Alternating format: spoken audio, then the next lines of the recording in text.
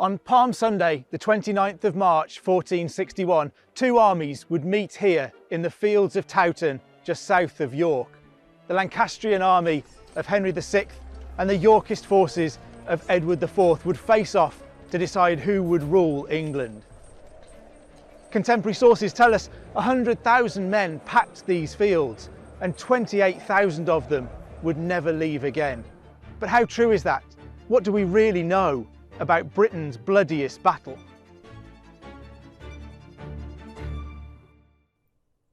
I'm Matt Lewis, a medieval historian, and over the next two episodes I'll discover why the Battle of Towton has gone down as one of the deadliest days in English history. In part one, I'll explore the battlefield itself, learning about the tactical decisions made by the commanders on the day and the key moments that swung the result. You have a particular personal viciousness to the fighting that's taking place here. Then, in part two, I'll get a taste of just how brutal this battle was for the ordinary soldier. This person has been hit on the top of the head with such force that their spine has compressed up into their skull. We'll see the terrifying array of weapons that was on display and what damage these instruments of war could inflict on the human body.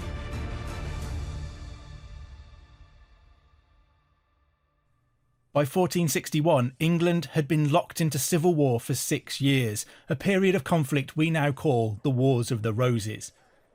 In March, Edward IV was proclaimed the first Yorkist king of England, but the Lancastrian Henry VI was still at large. Two kings were claiming one crown. Their armies were set on a collision course and they crashed into each other at Towton.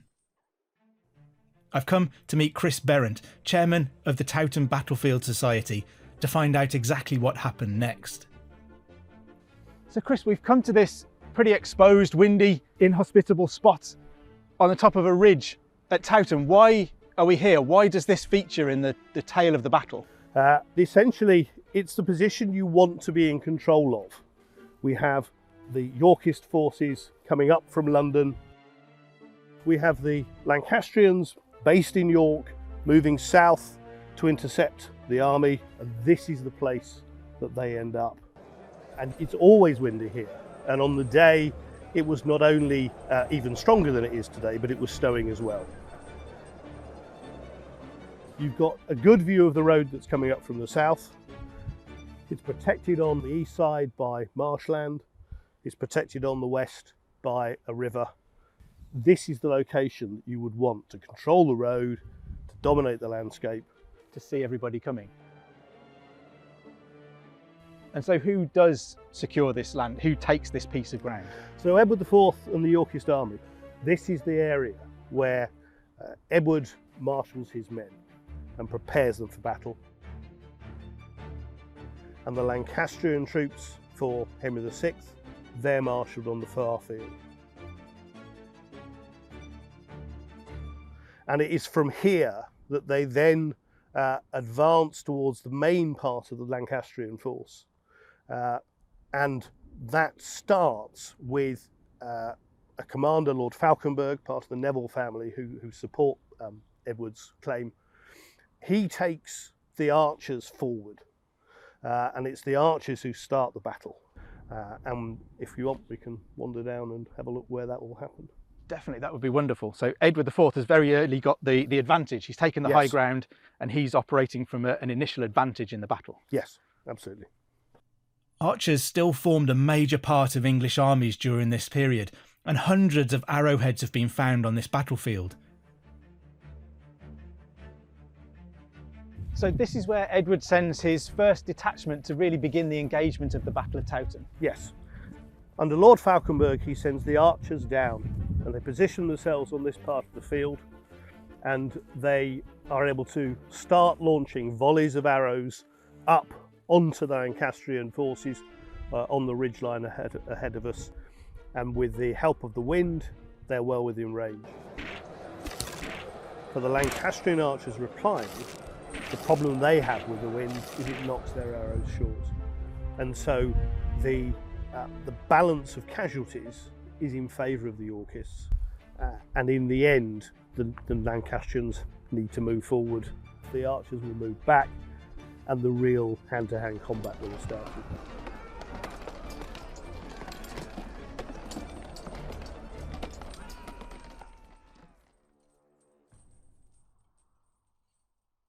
So I guess it's here in these fields that we're seeing the real gruesome bloodshed of the Battle of Towton, the settling of feuds from the highest levels of society right down to the lowest. Yes, you will have people fighting who are neighbours, who perhaps have been contesting the ownership of some fields, all the way up to the commanders who are seeking vengeance for murdered fathers and brothers.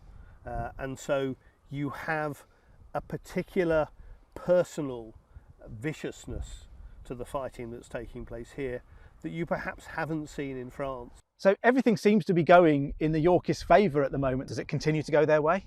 No. At the point where the hand-to-hand combat starts, the Lancastrians start gaining the upper hand, and they're able to push the Yorkists back up this slope, back towards the ridge with a single tree, and are winning the day in many ways.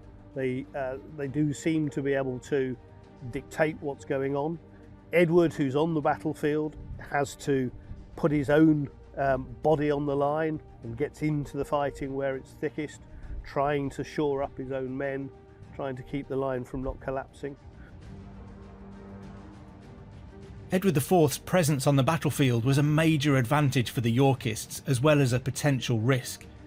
Standing 6 foot 4 inches tall, he was an imposing and warlike figure, an encouragement and a rallying point for his men. In contrast, Henry VI was not much of a military commander at all. He remained firmly behind the lines in York with his queen Margaret of Anjou. His absence from the battlefield meant he was unable to make a difference when the tide of the battle turned once again. We have a tipping point when, after their success and their movement up the hill, one of Edward's supporters, the Duke of Norfolk, arrives with a fresh army of 2,000 or 3,000 troops, and they come up from Ferry Bridge and they come in on the far side of the battlefield from where we are. And so his arrival will have been a complete shock to the Lancastrian troops. They won't have seen him appear until his troops actually start coming onto the battlefield and causing them damage. And they're being contacted in the flank. So they've been fighting the troops in front of them, and suddenly on their left, they've got this fresh army that they have to deal with. What do the Lancastrians do then? Do they stay and fight, or do they run? So we don't have a sort of tactical withdrawal, a fighting withdrawal. We have a rout, and they start fleeing.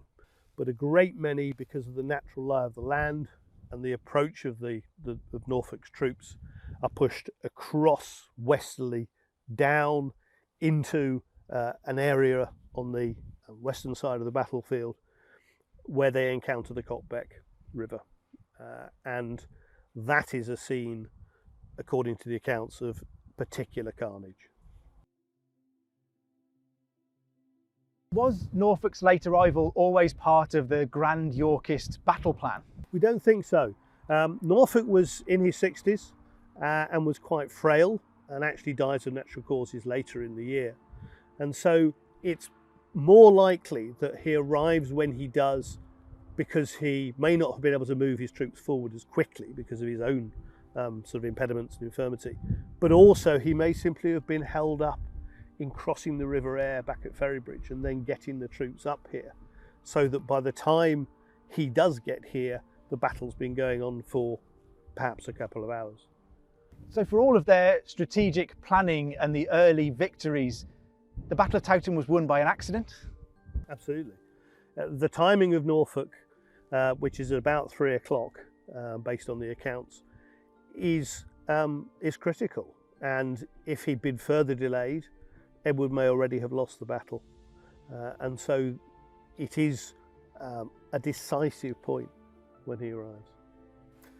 So if you want, we can go down and have a look at the Bloody Meadow area where the route really Yes, please. Yes, please, Chris.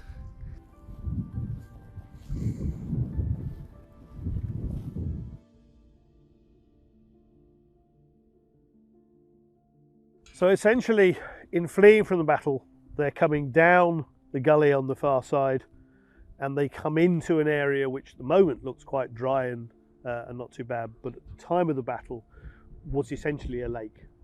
The river Cockbeck floods here across that field. So they would have come in, been impeded by the water, their clothing would have soaked up the water and made them heavier and harder for them to move. Any in metal armour, of course, would also be impeded. And so what we have is a killing field.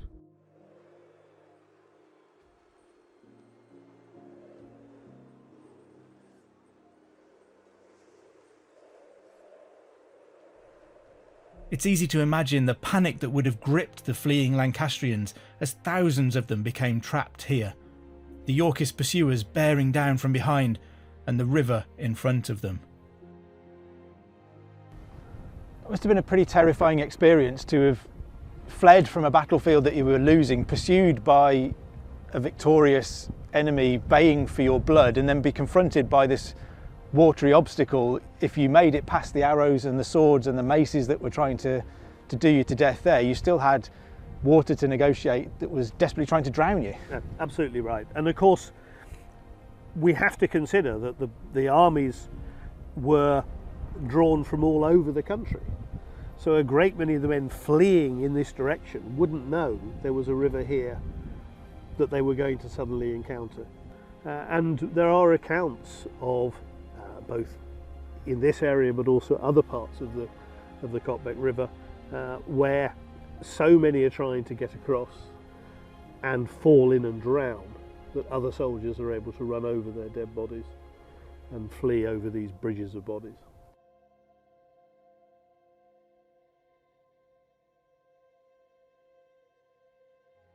And so lots of the contemporary sources we know talk about the fact that there were 100,000 men present for the Battle of Towton, and there were reports of 28,000 dead afterwards. So when we look down here at the Bloody Meadow, are we looking at the spot where up to 28,000 men may have lost their lives? I don't think so. I think that the numbers that were reported in letters and in chronicles at the time are exaggerated. I think they are in order to make Edward's victory even more impressive. And I think that it is simply implausible that that many could have been here and certainly could have been killed. I think we're looking at smaller numbers, but I think the significance is still the same. We have to bear in mind that the men dying down there, back on the battlefield and during the course of the pursuit, are being killed in hand-to-hand combat. And the injuries that are being inflicted are truly scary. And I think when I come up onto the battlefield, that's very much what's in my mind, is that you can see where the soldiers in the end were forced to flee and where they will have come to their very brutal and bitter ends.